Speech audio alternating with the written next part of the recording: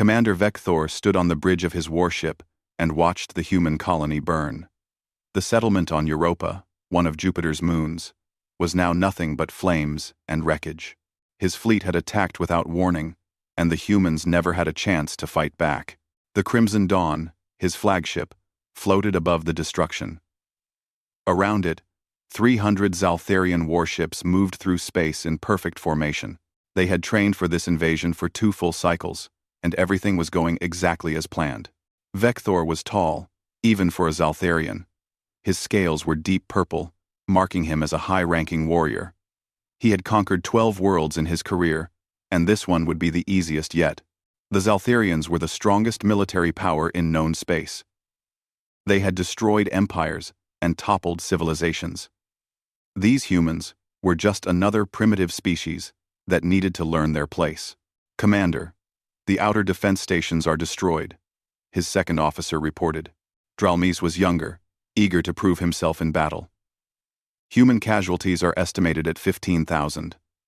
Our losses are minimal. 3 fighter craft damaged. No deaths." Vector nodded. The intelligence reports had been accurate. Human technology was centuries behind Zaltharian weapons. Their ships were slow and clumsy. Their energy shields were weak. Their weapons could barely scratch Zaltharian armor. "What about their military response?" Vector asked. "Scattered and disorganized," Dralmis replied. "Their fleet is retreating toward the inner planets. We counted 47 human warships. Most are cargo vessels modified with weapons.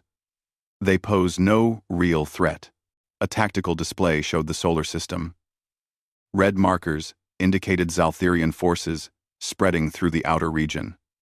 Blue markers showed human forces falling back toward Mars and Earth. The invasion was progressing faster than expected. "Their communications?" Vector asked. "Panic?" Dralmis said with satisfaction. "Their governments are arguing about surrender terms. Some want to negotiate. Others want to keep fighting. They cannot agree on anything. It is chaos." Vector allowed himself a moment of satisfaction. 47 star systems had fallen to the Zaltharian Empire. This would be the 48th. In 2 planetary rotations, maybe 3, the humans would surrender. Then, the real work would begin. Extracting resources, establishing colonies, and integrating this system into the Empire. The humans had something the Empire needed. Their star system was rich in heavy metals and rare elements. Earth itself was a perfect farming world. The Zaltharians would strip the asteroid belt, mine the moons, and turn the human homeworld into a food production center. The humans would work in the mines and farms, serving their new masters. "Bring me a prisoner," Vector ordered. "I want to question one of their military officers." 20 minutes later, guards brought a human onto the bridge. The creature was small, barely reaching Vector's chest. It wore a torn military uniform with the name Morrison on the chest. Its face was bruised and bleeding, but its eyes were clear. Vector studied the human. It had no scales, no natural armor, just soft pink skin. Its body looked weak and fragile. How had such a pathetic species ever reached the stars? "I am Commander Vector of the Zaltharian Empire," he said in the human language. The Empire had been monitoring human communications for months, learning their primary tongue. "You are defeated. Your species will surrender or be exterminated. Which will you choose?" "Ram." The human named Morrison looked up at him. Vector expected to see fear, maybe desperation. Instead, the human's eyes were cold and hard. "Go to hell," Morrison said quietly. Vector felt a flash of anger. "You do not understand your situation. Your fleet is destroyed. Your colonies are burning. Your homeworld will fall within days. Surrender is your only option." "You don't understand your situation," Morrison replied. "You just made the biggest mistake of your entire civilization's history. Take him away," Vector ordered, annoyed. The guards dragged the human off the bridge. Vector turned back to his tactical display, dismissing the human's words as empty bravado. But something about those eyes bothered him. He had seen fear in the eyes of defeated enemies many times. He had seen despair and hopelessness. But Morrison's eyes held something different, something dangerous. Vector pushed the thought aside and focused on the invasion. The fleet was moving toward Mars, humanity's largest off-world colony. 3 million humans lived there in underground cities. The Zaltherian army would land, occupy the cities, and establish martial law. Any resistance would be crushed. Send word to the invasion force. Vector ordered. Begin the assault on Mars in 6 hours. I want the colony secured by this time tomorrow. Yes, Commander, Dralmis replied. The hours passed quickly. Vector watched as his ships entered Mars orbit. The human defense fleet tried to stop them, but was overwhelmed in minutes. Zaltherian dropships descended toward the surface, carrying 50,000 soldiers. The initial reports were encouraging. Zaltherian forces secured 3 major cities within the first 2 hours. Human military units retreated or surrendered. The planetary government broadcast a message of conditional surrender. Another easy victory, Dralmis said with pride. The humans are cowards. They fold at the first sign of real opposition. But Vector was reading something that disturbed him. The casualty reports showed something unusual. Yes, human forces were retreating and surrendering, but the prisoners they took all had the same look in their eyes, the same cold rage he had seen in Morrison. Dralmis, pull up the interrogation records from the prisoners. His second officer complied, and Vector read through them. Every single human prisoner, when questioned, gave similar responses. They refused to acknowledge defeat. They spoke of continued resistance. They showed no fear of death. One prisoner, a female soldier named Amy Sullivan, had been asked when humanity would surrender. Her response was chilling. Never. We will fight you until every last one of us is dead, and then our ghosts will haunt you. Another prisoner, a young male named Jake Morrison, possibly related to the first Morrison, had said, You think you've won. You haven't even seen us fight yet. Vector felt the first stirrings of unease. Something was wrong here. These humans were behaving differently than any species he had conquered before. Usually, after the initial defeat, there was acceptance, fear, a desire to survive, even under occupation. But these humans showed none of that. Commander, we have a problem, one of his intelligence officers reported. The human military units that surrendered on Mars. What do you mean, gone? They were being held in containment facilities. Somehow they escaped. All of them. 3,000 prisoners. Vanished into the civilian population. Vector's unease grew stronger. Find them. Use whatever force is necessary. Fine. Vec. But as the night cycle began on Mars, something changed. The Zaltherian forces that had easily conquered the cities during the day suddenly found themselves under attack. Humans emerged from tunnels and sewers. They struck at supply convoys, communication posts, and isolated patrols. The attacks were brutal and efficient. A squad of Zaltherian soldiers was ambushed in a narrow street. None survived. A command vehicle was destroyed by an explosive device hidden in the road. An officer was found dead in his quarters, killed by a human who had somehow infiltrated the base. By morning, the Zaltherians had suffered more casualties in one night than in the 3 months had passed since the invasion began. And Commander Vector no longer felt confident about anything. He stood in what used to be a human government building on Mars, now converted into Zaltherian military headquarters. Outside, he could hear gunfire in the distance. There was always gunfire now. The official human government had surrendered 6 weeks ago. The politicians had signed documents. They had ordered their military to stand down.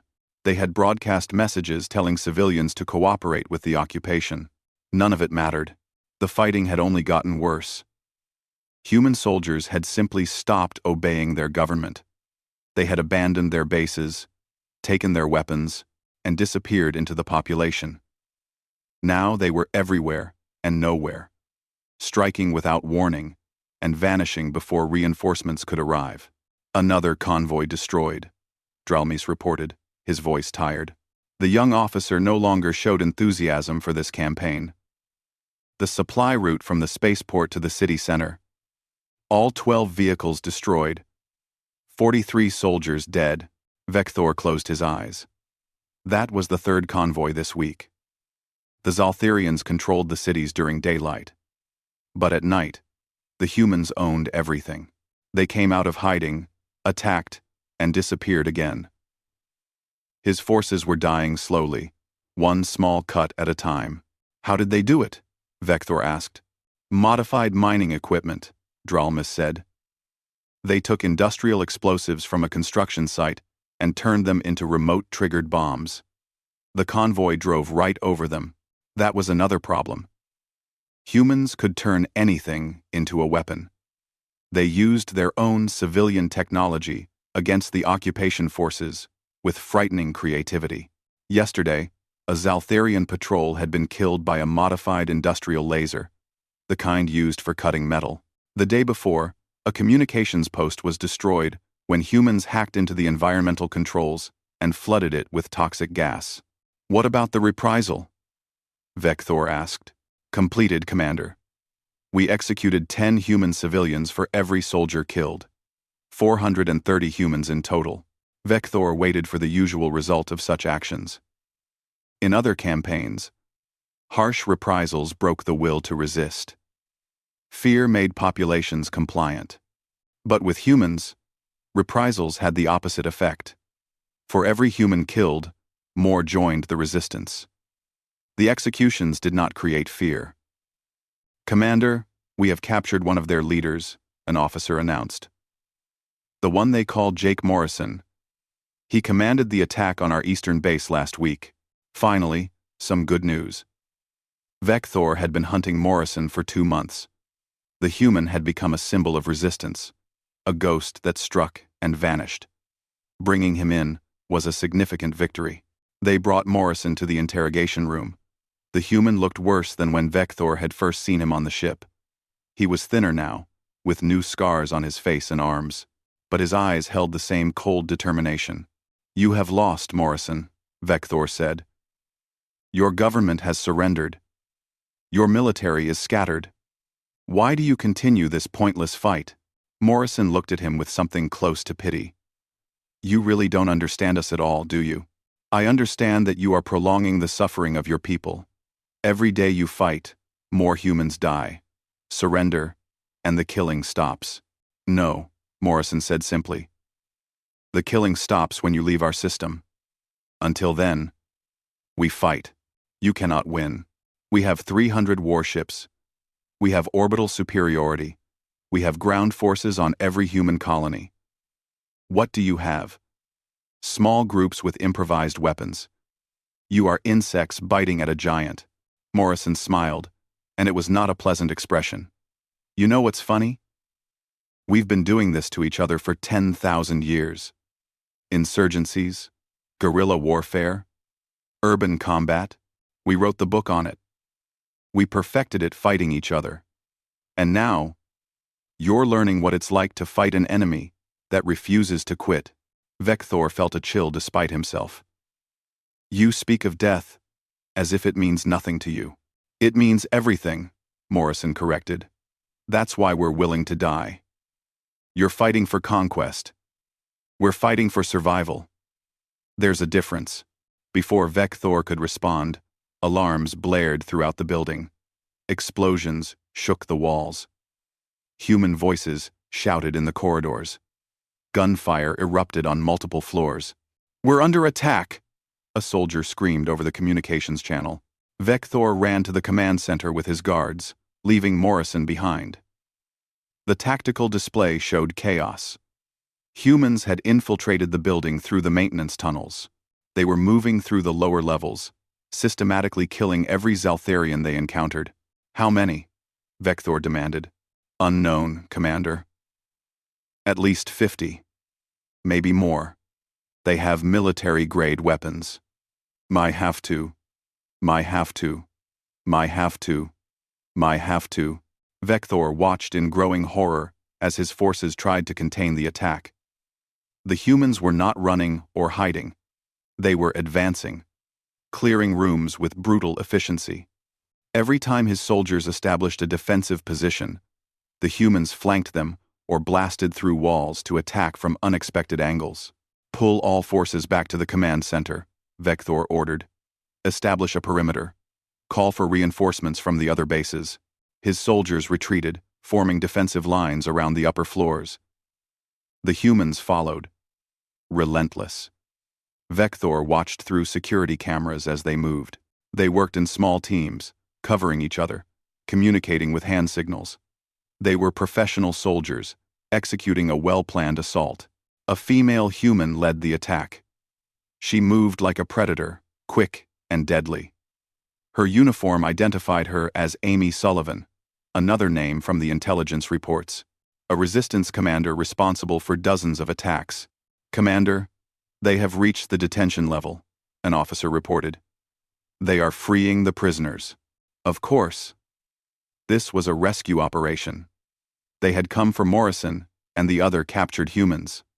Vector briefly admired their courage, even as he ordered his soldiers to stop them. The fighting lasted 3 hours. The humans fought their way to the detention cells, freed their people, and then began their withdrawal. They moved back through the building, still firing, still deadly. Zaltharian reinforcements arrived from other bases, but the humans had planned for that. Explosives destroyed key corridors, blocking pursuit routes. Smoke grenades filled the air, making targeting difficult. By the time Vector's forces secured the building, the humans were gone. They had vanished into the tunnel systems beneath the city. Morrison, Sullivan, and 34 other prisoners were freed. The Zaltharians had lost 117 soldiers. Vector stood in the ruined command center, surrounded by bodies and wreckage. This was not how occupations were supposed to work. The occupied population was supposed to accept their defeat. They were supposed to comply, to adapt, to survive under new management. But humans did not think that way. "Commander, we have intelligence from Earth," an officer said, handing him a datapad. Vector read the reports and felt his unease deepen. The situation on Earth was even worse than on Mars. Human resistance groups operated openly in many regions. In the mountains of North America, a group led by someone named Ben Parker had created a stronghold that repelled every attempt to dislodge them.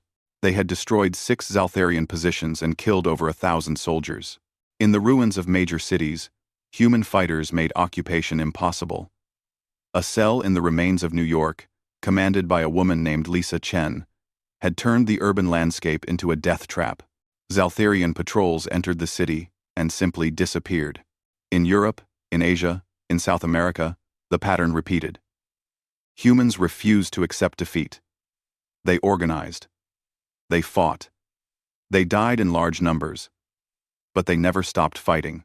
Vector pulled up more files, diving deeper into human history. He needed to understand these creatures.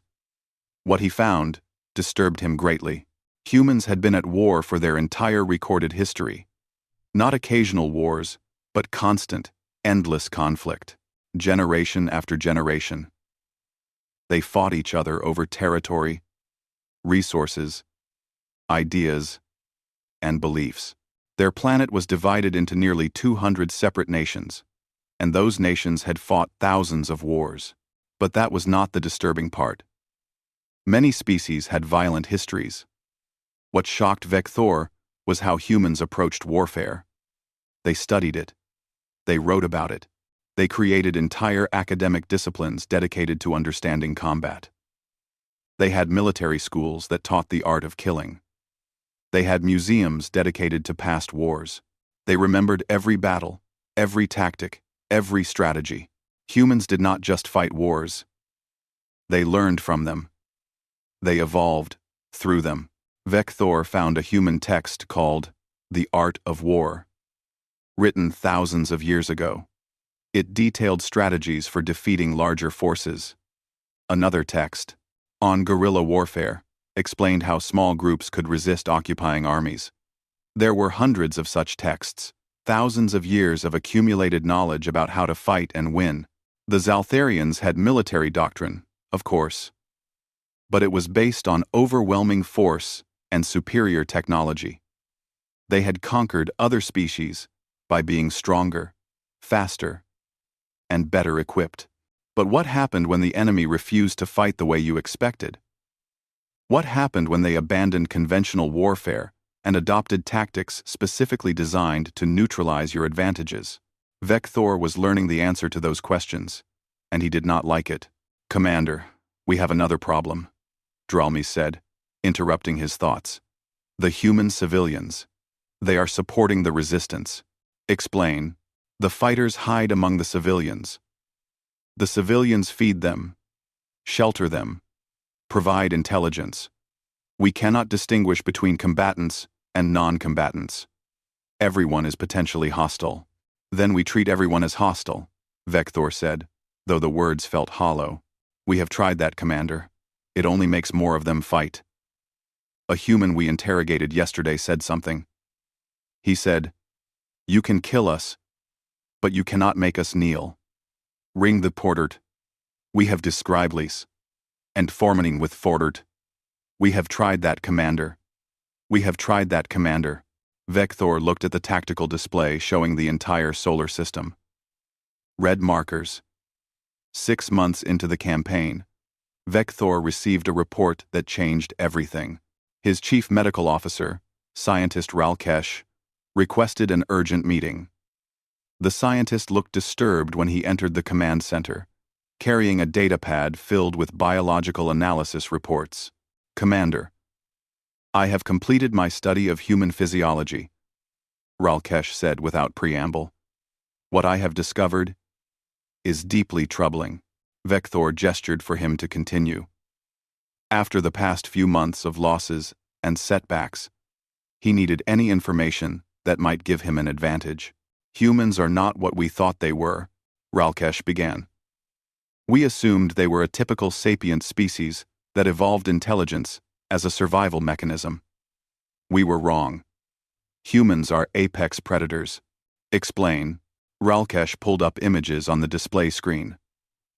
"Look at their eyes.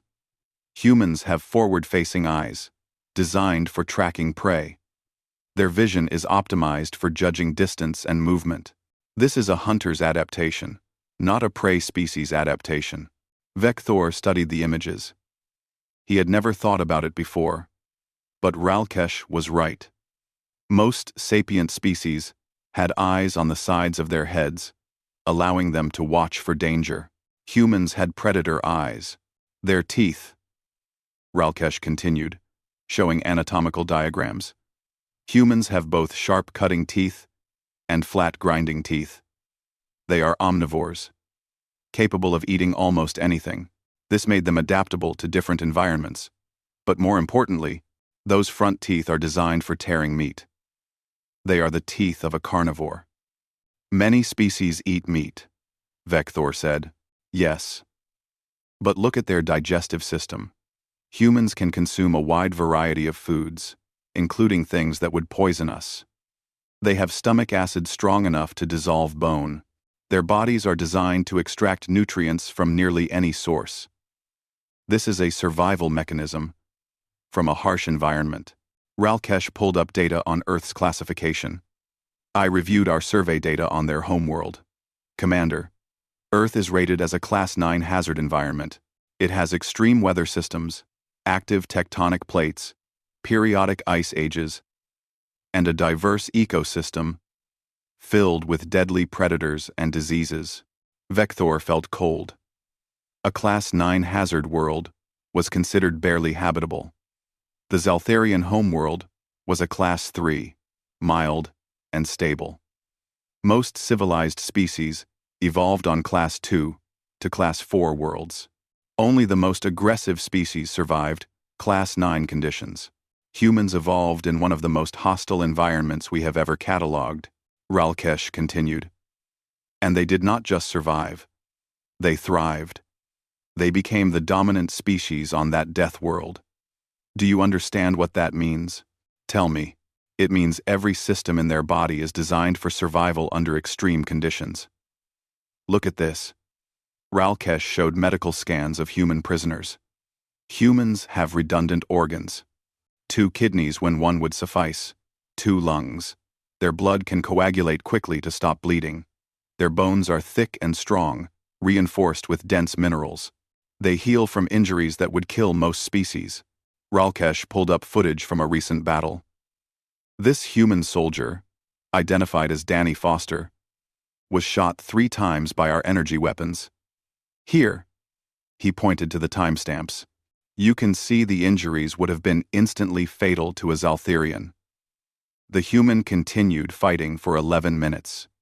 He killed 6 of our soldiers before finally collapsing. Vector watched the footage in disbelief. The human called Foster moved like something possessed.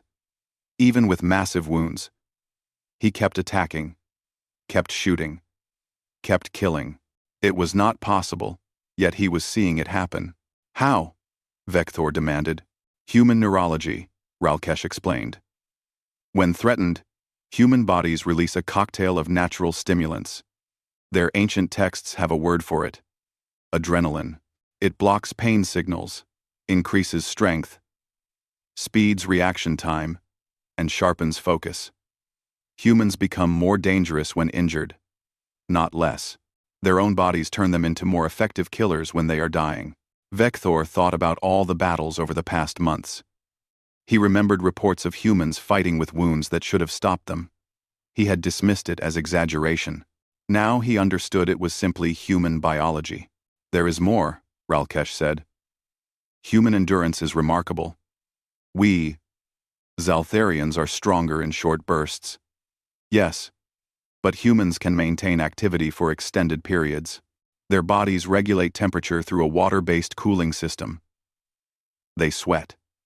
This allows them to function in extreme heat or during prolonged physical activity. Why does that matter? Because it means humans are persistence hunters, Commander. In their evolutionary past, they would chase prey for days, literally running their victims to exhaustion. Most animals can sprint faster than humans, but humans can jog for hours without stopping. They would follow wounded prey for days until it collapsed from exhaustion. Then they would kill it. Vector felt sick. He was beginning to understand what the Empire had stumbled into. Their intelligence evolved to support this hunting strategy, Ralkesh continued. Humans are exceptional at tracking, planning, and predicting the behavior of other creatures. They can read subtle signs and anticipate movement. These are hunter skills, refined over millions of years of evolution. The scientist pulled up more data. Look at their reproduction rate. Human females can produce offspring throughout the year, not during specific breeding seasons. A human population can recover from heavy losses within a generation. They breed quickly, adapt quickly, and learn quickly.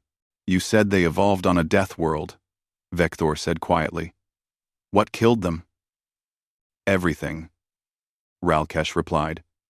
Predators, larger and stronger than them. Diseases. Weather. Other humans. Earth was so hostile that humans developed complex immune systems to fight off countless pathogens. They developed complex social structures to survive in groups, and most importantly, they developed problem-solving intelligence that allowed them to overcome physical limitations. Ralkesh showed images of primitive human weapons.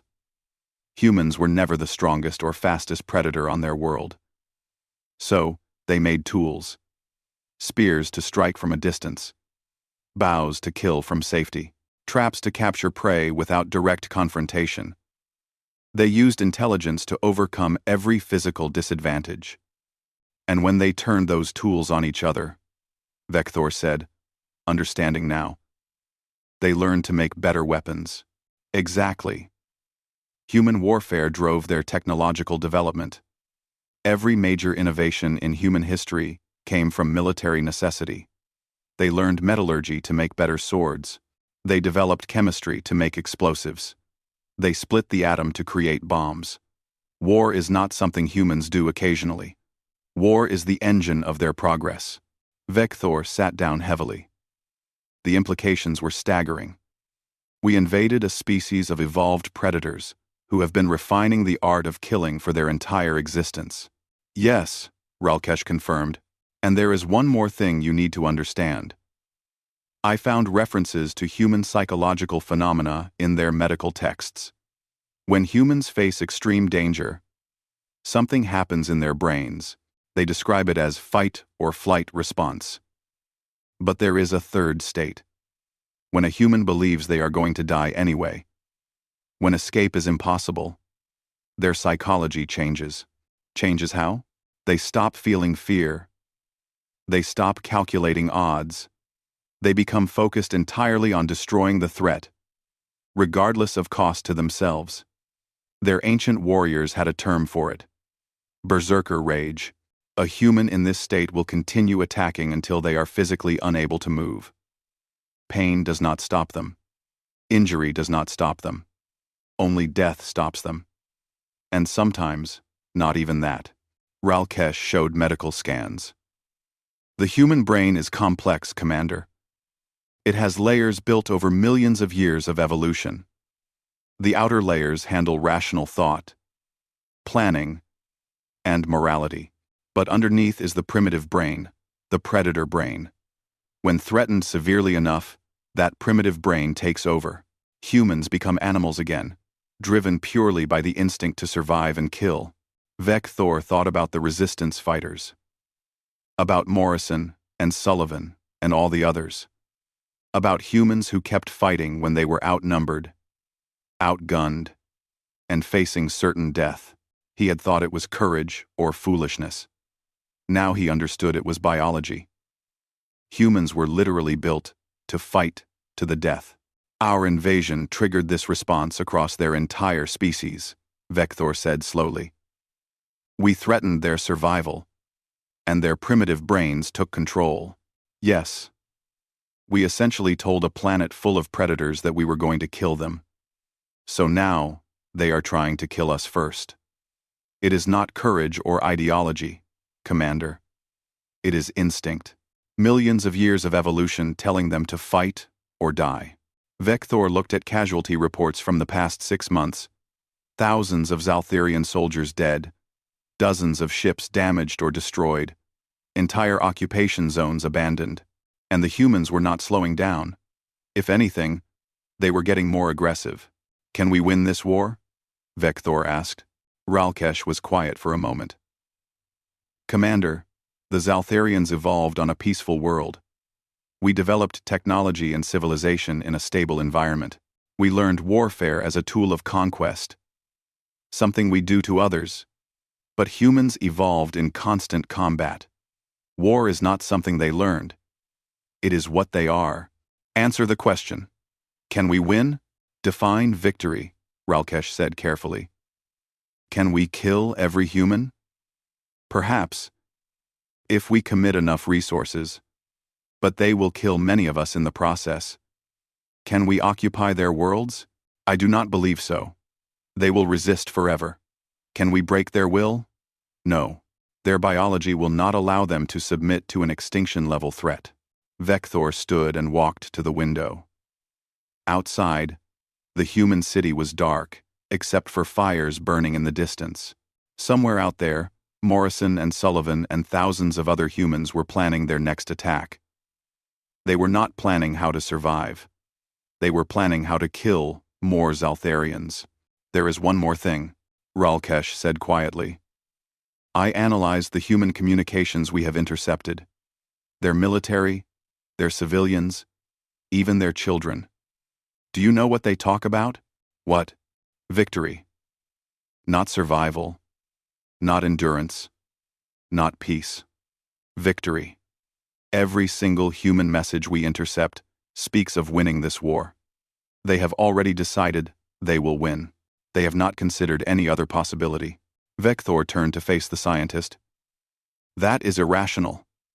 They cannot win. We outnumber them. We have superior technology. Commander, rational thinking is a function of the outer brain. the part that does math and plans strategy. But the inner brain, the predator brain, does not understand numbers or odds. It only understands two states: alive or dead. And right now, millions of human predator brains have decided that the only way to stay alive is to make us dead. 1 year into the war, Vector knew the Zaltherian Empire was losing. The admission hurt, but denying reality would not change it. He stood in his command center on the Crimson Dawn, watching the tactical situation deteriorate across the entire solar system. The human counteroffensive had begun 3 weeks ago. It was not like any military operation Vector had ever seen. The humans did not mass their forces for a decisive battle. They did not follow predictable patterns. Instead, they struck everywhere at once, forcing the Zaltherians to spread their forces thin. "Commander, we lost another ship," Dralmis reported. His voice was flat, drained of emotion. The young officer had aged considerably in the past year. The transport carrier Iron Fist was destroyed in the asteroid belt. All hands lost. "How many ships does that make this month?" Vector asked, though he already knew the answer. 17, Commander. We have lost 17 ships in the last 30 days. 17 ships. The Zaltherians had started this invasion with 300 warships. They now had less than half that number. The humans, who began the war with 47 ships, now had a fleet of over 200 vessels. Somehow, impossibly, they were building ships faster than the Zaltherians could destroy them. "What about the ground forces?" Vector asked. "We have abandoned all positions on Earth except for 3 fortified bases. Mars is the same. The outer colonies are completely lost. Commander, we control less territory now than we did 6 months ago." Vector studied the reports in silence. The humans had reorganized their military completely. The scattered resistance cells had unified under a central command structure. They had leaders now, experienced officers who coordinated operations across the entire solar system. Admiral Rick Holloway commanded the human fleet. His tactics were unconventional and brutal. He used civilian ships as scouts, converted cargo vessels as missile platforms, and positioned his warships in the most unexpected locations. Zaltherian ships never knew when an attack would come, or from what direction. General Kate Martinez led ground forces. She had transformed human resistance from scattered guerrilla cells into organized military units. They still fought like guerrillas when it suited them. But they could also execute complex operations that would challenge any professional army. But what worried Vector most was the human innovation. They had studied Zaltherian technology for a year, and now they were using it against them in ways the Empire had never imagined. "Tell me about the shield situation," Vector ordered. Dralmis pulled up technical reports. "The humans captured several of our ships intact. They reverse-engineered our shield technology. But they did not just copy it. They improved it." "How is that possible?" "Our shields are the result of centuries of research. A human engineer named Chris Donovan found weaknesses in our design," Dralmis explained. "He modified the frequency patterns. Now human ships have shields that are 30% more efficient than ours. Worse, he figured out how to disrupt our shields with specific energy pulses. Our defensive advantage is gone." Vector felt anger rise in his chest. Centuries of Zaltherian research, defeated by one human engineer in 3 months. It was humiliating. "What about tactics? How are they fighting differently?" "They do not follow any rules of engagement we understand," Dralmis said. "Last week, a human captain named Nicole Andrews commanded a damaged ship. Instead of retreating, she rammed her vessel into our carrier, Eternal Glory. Both ships were destroyed, but the carrier was supporting our fleet operations in that sector. Without it, we had to withdraw. Andrews killed herself and her crew to achieve a tactical objective. That is insane. That is humanity," Dralmis corrected. "They calculate acceptable losses differently than we do. We try to minimize casualties. They accept any cost if it achieves their goal." Vector reviewed more battle reports. The pattern repeated itself across dozens of engagements. Humans fought with a desperation and creativity that defied military logic. In one battle, a human captain named Sam Rodriguez deliberately vented his ship's atmosphere to kill Zaltherian boarding parties. His crew wore emergency suits and retook the vessel room by room in hard vacuum. The Zaltherians, unable to operate in vacuum conditions, were slaughtered. In another engagement, humans disguised a warship as a medical transport. When Zaltherian ships came close to inspect it, the transport revealed hidden weapons and destroyed 3 cruisers before reinforcements could respond. Humans turned everything into weapons. They packed cargo containers with explosives and launched them at Zaltherian ships as improvised missiles. They hacked communication systems and fed false information to Zaltherian commanders. They even weaponized debris, using magnetic accelerators to throw pieces of destroyed ships at enemy vessels. They fight without honor, Dralmis said quietly. They use deception, sabotage, and terror tactics. They disguise military assets as civilian vessels. They ambush supply convoys.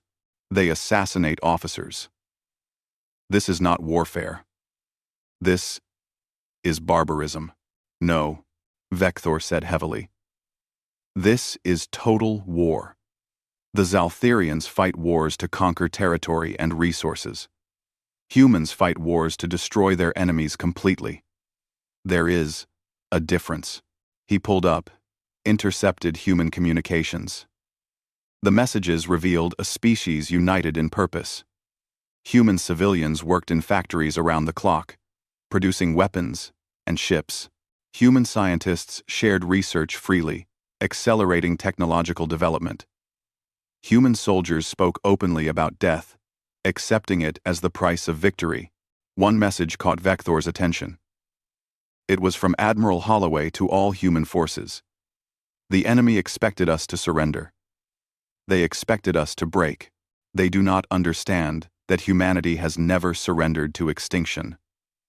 We have faced ice ages, plagues, and countless wars. We survived all of it. These aliens are just another challenge, and we will overcome them as we have overcome everything else. Fight hard. Die well. Victory is the only acceptable outcome. Vector read the message several times. Victory was the only acceptable outcome. Not survival. Not peace terms. Not negotiation. Only victory. The humans had not considered any other possibility. Commander, we have a situation, an officer announced. Human boarding action on cargo ship Supply Runner. The crew is requesting assistance. Send support immediately, Vector ordered. Commander, the nearest ship is 20 minutes away. The Supply Runner will be captured before then.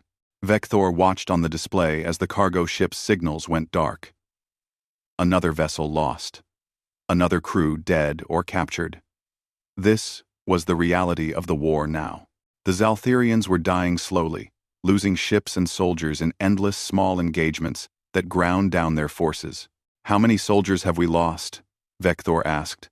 Dralmis consulted his datapad. Ground forces casualties are at 41,000. Naval personnel casualties are at 32,000. Total dead or missing, 73,000. 73,000 dead. The invasion force had started with 200,000 soldiers. They had lost more than a third of their strength, and the humans showed no signs of stopping. What are our supply levels? Critical, Commander. We have fuel for 3 more months at current consumption. Food supplies are adequate, but medical supplies are nearly exhausted. We need reinforcements and resupply from the Empire immediately. But reinforcements were not coming. Vector had sent repeated requests to the High Council. They replied with promises and delays. The truth was that the Empire had not expected this campaign to take so long. They had not budgeted for a prolonged war. They were not prepared to commit more resources to what was supposed to be a quick conquest. A new alarm sounded. Commander, multiple human ships detected approaching our position. 40 contacts, increasing to 50. They are closing fast. Vector felt his stomach drop. All ships to battle stations. Prepare for engagement. Vec. The human fleet appeared on sensors, moving in a coordinated attack formation. Admiral Holloway was leading them personally, his flagship at the head of the formation. The human ships were smaller than Zaltherian vessels, but there were so many of them. They are launching missiles, the tactical officer reported. Hundreds of missiles. Countermeasures are not effective. Our shields are being disrupted by their frequency pulses. Vector watched as his fleet scrambled to respond. The battle was chaos from the beginning. Human ships moved unpredictably, breaking off attacks and reforming in different patterns. They concentrated fire on individual Zaltherian ships, destroying them one at a time before moving to the next target. The destroyer blade's edge is hit. Shields are down. They are venting atmosphere. Cruiser Knight's fall is disabled. Main power is offline. Commander, human boarding parties are attacking the supply ships. They have breached the hulls. The battle lasted 3 hours. When it was over, the Zaltherians had lost 8 ships with 12 more heavily damaged. The humans lost 6 ships, but achieved their objective, the destruction of the Zaltherian supply fleet. Vector stood in the damaged command center, surrounded by injured crew and failing systems. The Crimson Dawn had taken heavy fire. It would take weeks to repair, if they could repair it at all. Commander, we are receiving a transmission from the humans, a communications officer said. Admiral Holloway wants to speak with you. Vector almost refused, then decided he needed to understand his enemy better. Put it through. The display showed a human male, older than most of the soldiers Vector had encountered. Holloway's face was scarred and hard, his eyes cold. He looked like a man who had seen too much death and decided to embrace it. Commander Vector, Holloway said, I am giving you one chance to withdraw from our system. Take your ships and leave. If you do not, we will destroy every last one of you. You cannot win, Vector said, though the words felt hollow even as he spoke them. The Empire has infinite resources. We will send more ships, more soldiers. You are delaying the inevitable. Maybe, Holloway acknowledged. But here is what you need to understand. Every day you stay in our system, we get stronger and you get weaker. We are building 3 ships for every one you destroy. Our technology is improving. Our tactics are evolving. Meanwhile, you are running out of supplies, soldiers, and ships. You cannot sustain this war, and we will never stop fighting. 18 months after the invasion began, Commander Vector sat alone in his private quarters, staring at a datapad that contained the death of the Zaltherian Empire's pride. The casualty reports made grim reading. 173 ships destroyed. 40,000 soldiers dead. Every occupied territory abandoned. The invasion had become a disaster, but the numbers were not what had broken Vector's spirit. It was the intelligence report, sitting beside the casualty figures. A report about Earth's industrial production that should have been impossible. When the invasion started, Earth had 9 billion humans, and an economy focused on civilian goods. The planet had some military production, but nothing compared to the industrial might of the Zaltherian Empire. The Empire had been building warships for 3 centuries. Their shipyards were massive, their supply chains efficient, their production optimized. Yet somehow, in less than 2 years, humanity had matched them. Vector read the report again, hoping he had misunderstood. But the numbers were clear. Earth was now building 20 warships per month. 20 ships, each one incorporating the latest technology, each one crewed by trained personnel, each one ready for combat. The Zaltherian Empire, with its 3 centuries of military infrastructure, produced 15 ships per month across all of its occupied systems. How? How was this possible? Vector dove deeper into the intelligence files. What he found was both fascinating and terrifying. The humans had done something the Zaltherians never considered. They had converted their entire civilization into a war machine. Every factory on Earth now built military equipment. Automobile plants produced tanks and armored vehicles. Civilian shipyards built warships. Electronics manufacturers made weapons systems. Chemical plants produced explosives and propellants. Even food processing facilities had been modified to create military rations. The humans worked in shifts around the clock. They slept in the factories. They accepted strict rationing of food, water, and energy. Their entire population had voluntarily transformed from civilians into war workers, and they did it without complaint. A human named Tony Blake had organized the entire effort. He was not a general or a scientist, just an industrial coordinator.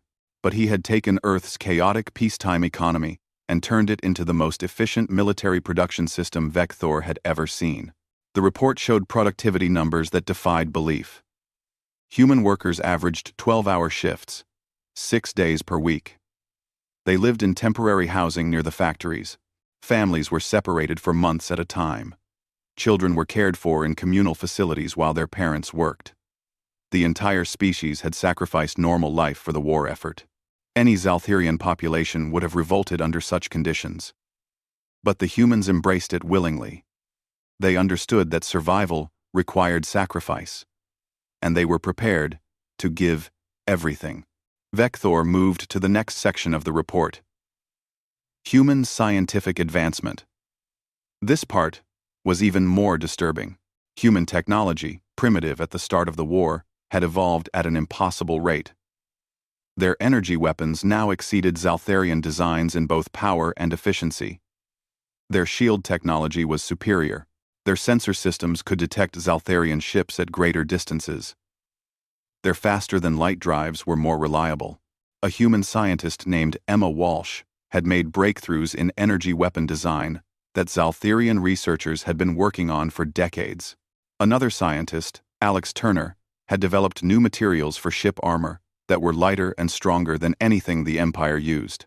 How were humans advancing so quickly? Vector found the answer in their approach to research. Where Zaltharian scientists worked in isolation, protecting their discoveries for personal prestige, human scientists shared everything. Every breakthrough was immediately distributed to all research teams. Every failure was documented so others could learn from it. They built on each other's work without ego or competition. War had made them cooperate in ways they never had during peacetime. The threat of extinction had burned away all the petty disputes and national rivalries. Now they worked as one species with one goal: survival. Vector set down the production reports and picked up another file. This one detailed human military capabilities, and it made his blood run cold. The human fleet now consisted of over 300 ships, with more being completed every week. They had carriers, battleships, destroyers, and specialized vessels designed for specific combat roles. Their fleet was larger than the Zaltharian invasion force and growing faster. But size was not the real problem. The problem was how they fought. Human tactics had evolved beyond anything in Zaltharian military doctrine.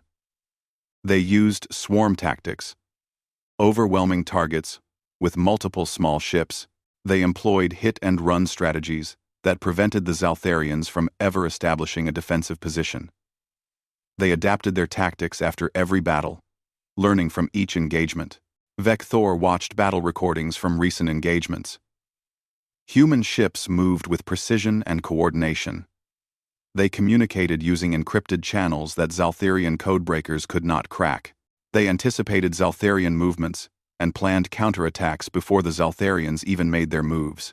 In one battle, Admiral Holloway had predicted exactly where the Zaltharian fleet would position itself and had laid a trap.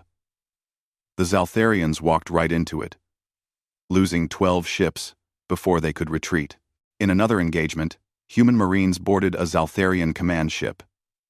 The footage showed them moving through the corridors like professional soldiers, clearing rooms with brutal efficiency. They were led by a sergeant named Linda Hayes and a corporal named Beth Warren.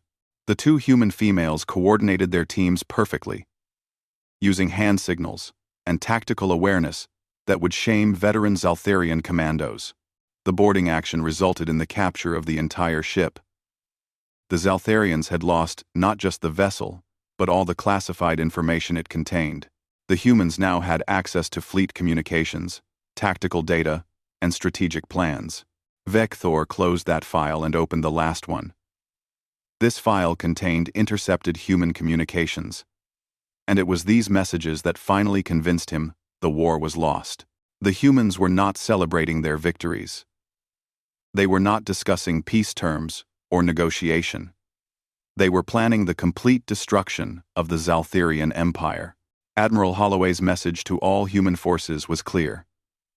We will take the war to their worlds. We will show them what it means to awaken humanity. No mercy. No surrender. Complete victory. Mar-R-R-A-A. As-A-R. Complete victory. The humans were building invasion fleets. They were training assault troops. They were gathering intelligence on Zaltherian territory. They were not defending anymore. They were preparing to attack. Vector found strategic assessments created by human military analysts. They had identified key Zaltherian systems, calculated the forces needed to conquer them, and estimated casualties for both sides. The humans accepted that millions of their soldiers might die in such an invasion. They simply considered it an acceptable cost for victory. One communication particularly disturbed Vector. It was from a human general to her troops. The Zaltherians thought we were weak because we had been at peace. They forgot that peace is not our natural state. War is what we do best. We have spent 10,000 years perfecting the art of killing each other. Now we will show these aliens what humanity really is. Vector understood the truth now. The Zaltherians had not invaded a peaceful civilization. They had invaded a species of warriors who had temporarily set aside their weapons. The invasion had reminded humanity what they were capable of. And now, they were unleashing centuries of accumulated military knowledge on an enemy that had never faced anything like them. He thought about human history. He had read their files extensively during the long months of the occupation. The humans had fought 2 world wars in the 20th century alone, conflicts so massive they killed over 100 million people. Yet humanity had survived and grown stronger. They had invented nuclear weapons, bombs powerful enough to destroy entire cities. They had built enough of these weapons to exterminate all life on their planet multiple times over. And they had the discipline not to use them, maintaining a balance of terror for decades. The Zaltherians had never faced an existential threat. The Empire had conquered weaker species and built its power on overwhelming strength. They had never been truly challenged, but humans had faced extinction many times in their history. Ice ages that covered their planet, diseases that killed millions, wars that threatened to destroy their civilization. Each time, they survived. Each time, they adapted. Each time, they emerged stronger. The invasion had triggered something deep in human psychology. It had activated survival instincts, refined over millions of years of evolution. The humans were not fighting just to win territory or resources. They were fighting for the survival of their species, and that made them unstoppable. Vector opened a communication channel to the High Council. It took several minutes for the connection to establish across the vast distance to the Zaltherian homeworld. Commander Vector, the council leader said, report on the campaign status. Honored Council, I am requesting immediate withdrawal of all forces from human space, Vector said without preamble. I am recommending unconditional surrender to humanity. Silence. Then, explain yourself, Commander. We do not surrender. Vector took a deep breath. I will transmit all intelligence reports for your review. But I will summarize. We cannot win this war. We thought we were invading a primitive species. We were wrong. We attacked apex predators who have spent their entire existence perfecting warfare. We unified them against us. We gave them a common enemy. We reminded them what they are. He played the intelligence reports, the battle footage, the production numbers. He showed the council everything he had learned about humanity over 18 months of brutal combat. We have lost more ships and soldiers than in any campaign in our history, Vector continued. Meanwhile, Humanity grows stronger every day. They are building more ships than we can destroy. They are advancing their technology faster than we can counter it. They are planning an invasion of our territory. Let them come, a council member said with bravado. We will destroy them in our space. No, Vector said firmly. You do not understand. Humans do not fight to win battles. They fight to eliminate threats. If they invade our territory, they will not stop at a military victory. They will erase us from existence as a warning to the rest of the galaxy. He paused, making sure the council understood. We invaded their space, expecting easy conquest. We found a species that has been at war with itself for 10,000 years. We attacked the most dangerous predators in known space and thought we could control them. We were wrong about everything.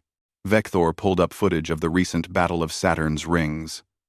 Watch this. These are human Marines in combat. They do not hesitate.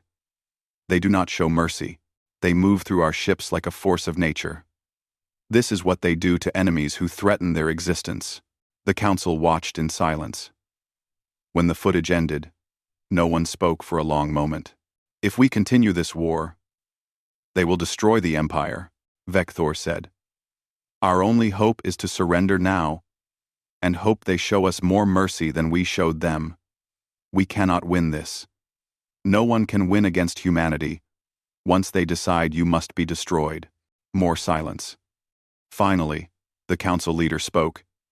We will consider your recommendation. Stand by. The communication ended. Vector sat back, exhausted. He had done all he could. Now, the decision was in the council's hands. 3 days later, the reply came. The Zaltharian Empire would accept unconditional surrender. All forces would withdraw from human space immediately. Reparations would be paid. The Empire would publicly acknowledge humanity as a sovereign species with full territorial rights. Vector broadcast the surrender across all frequencies. Within hours, he received a response from Admiral Holloway. The human government accepts your surrender, Holloway said. All hostilities will cease. Zaltharian forces have 72 hours to leave our system. Any ship remaining after that time will be destroyed. Understood, Vector replied. Admiral, I must ask. If we had not surrendered, what would you have done? Holloway's expression was cold. We would have invaded your homeworld. We would have fought until either humanity was destroyed or the Zaltharian Empire ceased to exist. There would have been no middle ground, no negotiation, no mercy. You threatened our survival. We would have ended yours. The transmission ended. Vector issued orders for the fleet to withdraw. Ships began leaving human space, battered and broken, their crews demoralized and defeated. On the final day, Vector stood on the bridge of the Crimson Dawn as it prepared to jump to faster than light. He looked at Earth one last time, that blue marble in space where humanity had evolved. He made a final log entry. We thought we were wolves among sheep. We were wrong. We were prey that wandered into a den of sleeping tigers. The galaxy must be warned. Do not provoke humanity. They are not cruel, but they are absolutely without mercy to those who threaten their existence. We can't win this. No one can. The Crimson Dawn jumped to light speed, leaving the solar system behind. Then we will destroy your shipyards. We will bomb your factories. We will make it impossible for you to continue. Holloway smiled, and it was not a pleasant expression. Go ahead and try. But know this. We are planning our invasion of your territory. Not a defense. An invasion. We are going to take the war to your worlds, Commander. We are going to show the Empire what happens when you attack humanity. The transmission ended before Vector could respond. He stood in silence, processing Holloway's words. The humans were not just trying to survive. They were planning to attack the Empire itself. It was insane. It was impossible. But Vector had learned not to underestimate what humans considered impossible. Vector looked at the tactical display again. The Zaltharians controlled orbital space. They had superior ships and weapons. By every logical measure, they were winning this war. But wars were not won by logic alone. They were won by will, determination, and the refusal to quit. And in those categories, humans had evolved to be unbeatable. "Thank you, Ralkish," Vector said quietly. "Send this report to the High Council. They need to understand what we are facing." The scientist left, and Vector was alone with his thoughts. He had been a soldier his entire life. He had conquered 12 worlds. He understood warfare and strategy. But now he understood that he had never truly understood war until he fought humans. Because humans were war, given flesh and consciousness, indicated Zaltharian positions. Blue markers showed known human resistance activity. There were far more blue markers than red, and more appeared every day. He thought about Morrison's words. "You really don't understand us at all." The human was right. The Zaltharians did not understand. They had expected a conventional campaign with a clear beginning, middle, and end. They had expected the humans to behave like every other conquered species. But humans were different. They did not follow the normal pattern. They did not think like other species. And Vector was beginning to realize that he had led his fleet into a war they were not prepared to fight. Entire invasion up to that point. Vector stared at the reports, his satisfaction from the day before completely gone. The humans had not given up. They had simply changed tactics. "This is impossible," Dralmis said, reading the same reports. "They are defeated. Why do they continue to fight? Why do they continue to fight?" Vector did not answer. He was beginning to understand that he had made a terrible error in judgment. These humans were not like other species. They did not think like other species. And somewhere in the back of his mind, Morrison's words echoed. "You just made the biggest mistake of your entire civilization's history." For the first time since the invasion began, Commander Vector felt the cold touch of doubt.